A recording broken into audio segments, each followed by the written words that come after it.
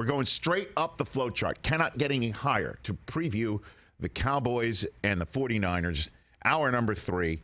Troy Aikman will join us. But right now, joining us from the worldwide leader in sports as well, Pro Football Hall of Famer and 49er great Steve Young. How are you, Steve? Richard, great. I remember the conversation. We talked about Jim Rice and Fred Lynn at length. Oh! So, wow, my man. Wow. I mean, he's a lawyer, so he pretty much remembers everything. He wasn't bothering you, was he, Steve? Didn't bother me. I like doing two things at once, and I like the stress.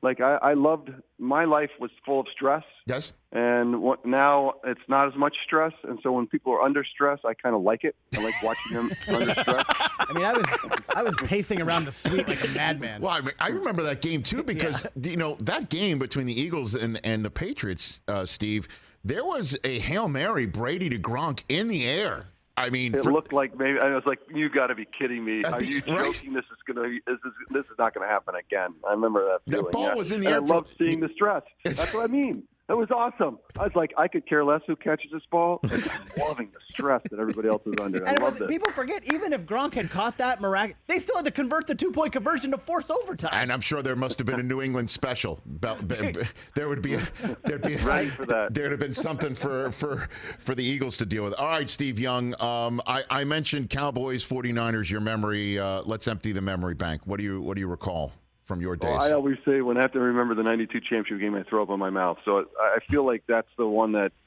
even today, is the most painful thing that I've ever had to happen in my football life. And for many, many reasons. And so the Cowboys, 49ers, and then the greatest thing that ever happened to me probably is the 94 championship game. So, it's guardrails of my career are defined by games with Troy Aikman. And that's awesome, right? That's the best part of it. And I think that, talking to George Kittle yesterday and interviewed him, and he just, John Lynch and Kyle Shanahan take everyone that comes into the 49er building and they give them a history lesson, not because they want to pay it backwards and say, oh, these guys were great or anything else. They want to pay it forward, trying to make sure that these guys understand what the spirit of what we're trying to get done here. What's the spirit of how those guys did it? How did they did it was, kind of a selflessness in the locker room and an idea that there's ideals that have always been a part of it. And I think they've done a nice job of creating that in this 40. One of the reasons why this 49er team is going to be really tough to beat is that spirit of selflessness that they have going with a lot of superstars. Well, there's not a guy on that offense. So we got as much talent or more talent than anyone in the league from offensive weapons, and not one of them is the kind of person that says, I have to have the ball. Come back to the huddle, give it to me. Like, they're all guys that just say, look, let's just go beat these guys. And it's like the Golden State Warriors when they're winning championships, when Kevin Durant shows up and like, how's that going to work? And they all selflessly kind of teach Kevin, this is how we do it. And that's why they're so tough to beat. So in that way, the 49ers tough out. Well, and then the most unique aspect of it is I started my show with this, Steve, because no matter how many incredible storylines there are and worthy ones involving every other team that's in divisional playoff weekend, the Brock Purdy storyline, if you will, his career arc and where it can end, nothing compares to it. It is the number one story in my mind to keep an eye on Sunday, and if the Niners are fortunate enough to move on, what can you tell me about this kid, Steve? Rich, wait a second. I mean, we're burying the lead a little bit. Think about the Jimmy G arc to the Trey Lance arc to the Brock Purdy arc. Mm-hmm. It's insanity. It is. It's like, you're telling me that this is actually good. Kyle Shanahan and this organization can ingest all of this and do this? Like, that usually crushes teams. And I think Brock Purdy is the final exclamation point on it. The idea that, after all the things that happen with Jimmy and then come back and he can play and he's playing well, he's playing better than he ever has. Then he gets hurt and it's like, oh, dang, now what? And a kid that was the last pick in the draft, which is unbelievable. The second to last pick in the draft, it wouldn't be a big deal. But the fact that you're the last person. Yeah. And the thing is that this shows you the true nature of trying to pick quarterbacks in the NFL, the blind spots for the scouts. Because what they do is they say, oh, he's too short, and he can't throw every ball.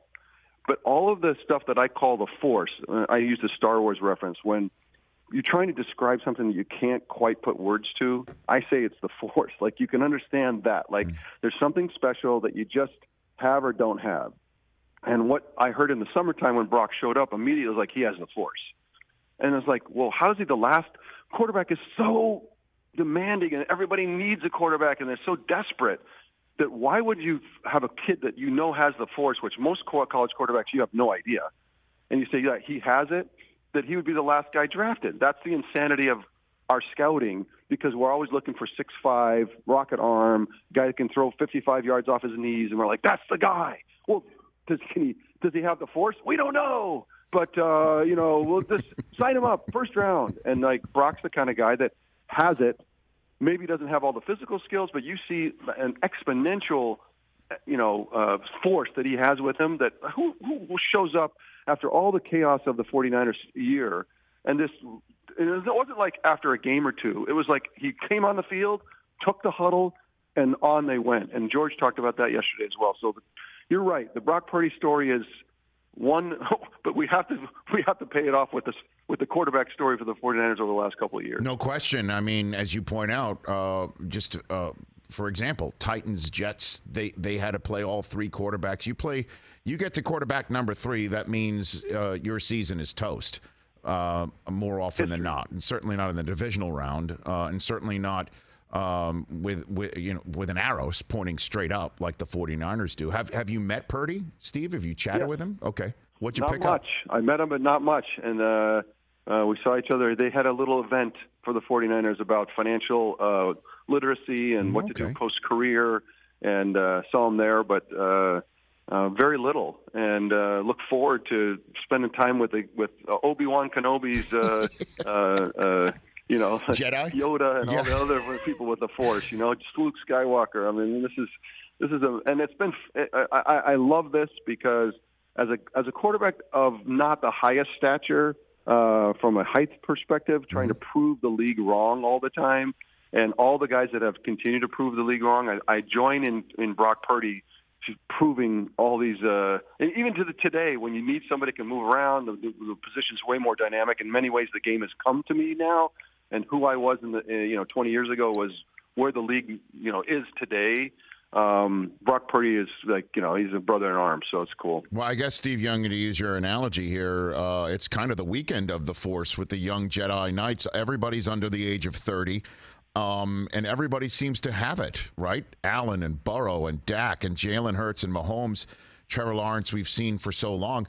What'd you make of Daniel Jones's performance against the Vikings, Steve? I really appreciate quarterback coaching, I'll call it, and it's the same thing. People always say, because you see a coach on the sidelines with a headset, and they all look generally the same. They all have the scowl, and they all have the piece of paper in front of them. And as fans, we really don't is anyone better than the other? I don't know. How do I know?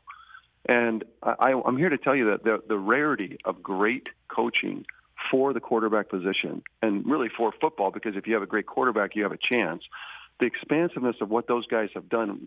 Mike McDaniel. You think Mike McDaniel just shows up and all of a sudden the Dolphins are juggernaut passing the football, or that the spirit of what they brought, or Kevin O'Connell shows up with Kirk Cousins has his best year of his life, and then Brian Daboll has a plan and tells Daniel Jones, look, Daniel, you're leaking oil everywhere. Things are spitting out all over the place. We don't know whether you're coming or going, and we're not going to do that anymore. We're going to calm everything down. You have a brilliant mind. We're going to calm that down. We've asked way too much of you, and we're going to start from scratch. And we're going to ask you to do things that you're comfortable with, that make you relaxed, and your mind can now, kind of be at peace. And we're going to build from there. And that's what they did. And they said, we're going to play great defense. We're going to run the football, and we're going to ask you to do not as much. And as he calmed down and started to find his way of, when your mind is at peace, your body can now respond, and all the athleticism can respond. We saw this whole year, Brian Daboll hold him to this new philosophy, this new way that we're going to do it, and not get away from it, and let Daniel calm himself. And I think that's what's happened. And now you see the playoff game after 16, 17 games, Daniel Jones has started to grow into and started to build back. And now the road that's been paved is paved with gold. Like, it's not going backwards. He's not going to. Things aren't going to start flying all over the place. He's built into a better player, and that's because of coaching.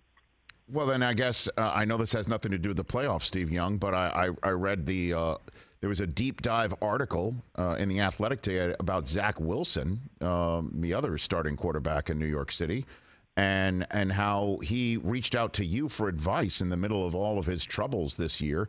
What's your suggestion to the Jets to try and unlock him? I mean, you want to talk about coaching quarterbacks. They have a new offensive coordinator coming in, whoever that's going to be. What's your 2 cents, having spoken to Zach, knowing him and the situation there, Steve? Actually, the same kind of thing, same kind of thinking, is that you need somebody that can come in and calm it down. The expectations are overwhelmed them, and instead of having a big brother to come in and who has years of understanding of what he's going to face and understanding what he's going to have to go through. You want somebody that can turn to you and say, look, you and I are tied. You succeed, I succeed. We're going down together, and I'm backing you. I believe in you. It's simple. In some ways, it's simple things, but with a plan, like an idea that I recognize that you're overwhelmed. If he can't, they're better. Zach had at the end of the season, at some point, became more likely that he could convert a 4th and 18 than he could have 1st and 10 swing pass, because things had gotten so haywire. And so more than anything, it's to calm the mind, get everybody relaxed, get the things in, get the support. And you know what? That doesn't mean it's going to happen. How many times have we seen people come and try to, climb this mountain and can't do it? That's okay. And I think Zach's going to be fine with but I want every opportunity to have somebody around me that supports me and gives me the best chance to succeed. He's got the talent. I think that, again, it's coaching and then Zach's got to go do it. And he's got to rebuild and be able to make the commodity work of quarterbacking. The things that are very easy to do, easy again.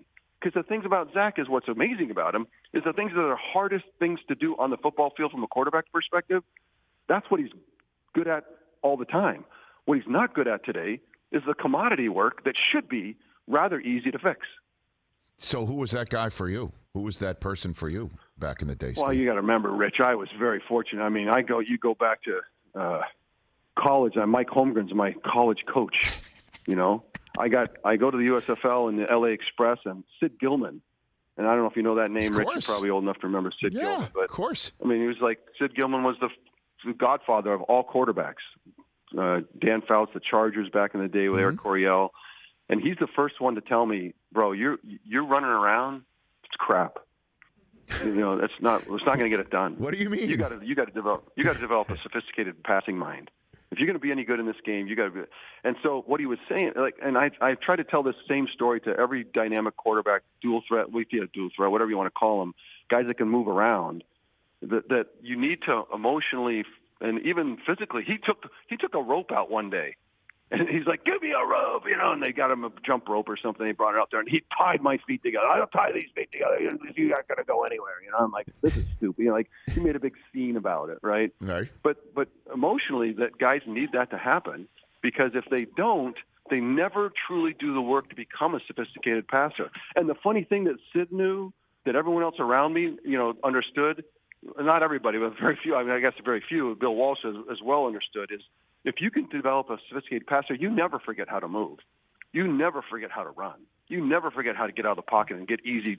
And the game back then was not nearly as free and open as it is today. When I say as the games come to me, there are so many yards to go get, easy yards, first downs and touchdowns for quarterbacks. And that's why I say to Joe Burrow, Joe loves to be that sophisticated passer. You can see that he has a little hubris around, I'm not going to run because that's cheap, and I'm going to be. He needs to get on his horse and go get those free yards. They're out there, and that's why Josh Allen goes and gets them. Patrick Mahomes goes and gets them. And if you don't have somebody, a young quarterback, Pat, I'm going to take Tom Brady and Aaron Rodgers off the table because they're sophisticated and they don't, they're in another place. But if you're a young quarterback that can move, you have to go get those free yards, and they're out there for everybody. And Sid Gilman's the one that told me, become a sophisticated passer. You never lose the ability to go run, and then you become super dangerous. That's when a dual-threat quarterback truly is dual threat. Steve Young here on the Rich Eisen Show. A few more minutes left with him. So, okay, Steve, I just want to hit that Wayback Machine one more time. I know you said that the 92 championship game makes you want to throw up in your mouth. Thank you. No, I know that, but I mean, so would you say that the Cowboys essentially helped define your career with the monkey off your back and then your monkey on the back and all that stuff? Was it 100%? And it was true. It was the era of whoever won the Super Bowl, and it was life or death. Championship games that were life or death because we knew that the Super Bowl was not going to be the highly contested, and there was the team that they were built. Honestly, they were as great a team as you've ever seen, and we were the greatest team in the world. So it was like the Titans coming at it, and they came out of nowhere, to be honest with you, in 92. They were coming. You could see it. And think about, Rich, what we did. And this is, people don't care about this, but I just have to speak to it because I have throw up in my mouth, so I have to at least tell you what went wrong, what went haywire. Please, go for it. And that is, we handed Charles Haley, a future Hall of Fame defensive lineman that is one of the great pass rushers of all time, was a 49er. And in 1990, before the 1992 season, we decided to let him go to the Cowboys. Just let him go. So thank you for that. That's really a great memory. But you then got Dion though, right? You got Dion. I mean, Ken Norton switched back and forth. Fair enough. Fair enough. I mean, at some point, it wasn't all bad. There were some great moments. There were career-defining moments, no question. Right. But as with any athlete, I think that you talk to that really is has some elements of wanting to climb Everest multiple times. You remember the times when you didn't make it. So clouds came in and. Right, and then I got Aikman later on, and we all in the media talk about this quarterback against that quarterback. Was that in any way, shape, or form in your mind going into these games? No, we were good friends. Okay, so good friends go. But it doesn't. Like we're not. I'm not arm wrestling Troy, but what I did. What you see is you go sit down to look at your films, and the guy. You look at your tablet and you're checking stuff out, but you got an eye to watching the guy that's like. They're so prolific and watching, Jerry Rice catches a slant and goes 80 yards, and then that doesn't happen to us. And then all of a sudden Michael Irvin catches a slant and goes 80 yards. We're like, hey, whoa, what is this? And so, you have an eye out for when you're playing those kind of games because you know that you feel like we got this one wrapped up, and 95% of the times you do, and then against these guys, nothing's wrapped up. So it was tough. It was tough. It was tough for them, tough for us. It was awesome. It was the best of the best. Well, I mean, and then 94, you break through, and I remember you after the game held the ball up and kind of did a little bit of a lap around Candlestick Park. You go underneath the goalpost, and you passed by a Cub reporter from the ABC affiliate in Redding, California, recording it, and almost knocked the camera over. Do you know how that person was, Steve Young? Was he wearing an Angels hat? It was me, sir. It was me. That's what I was just going to say. It was me. I knew where you were going. I just wonder if you had the Red Sox hat. No, I didn't have. No, I wasn't. It was me. I was there. You passed Rich, right by me. Did I not stop and shake your hand and say hello? No, we didn't know each other. Myself? We didn't know each other. I can't believe that I was so rude. You were just in your moment. Crap, you were in your moment. Crap. You finally got past the Cowboys. You're going to the Super Bowl. You were in your moment, Steve. But I was there. I was. I was a little delirious, that's for sure. That's for sure. Hey, look, Steve, before I let you go, there's one last story I'd like you to tell because I'm reading Jeff Pearlman's new biography on Bo Jackson. Your name popped up in it.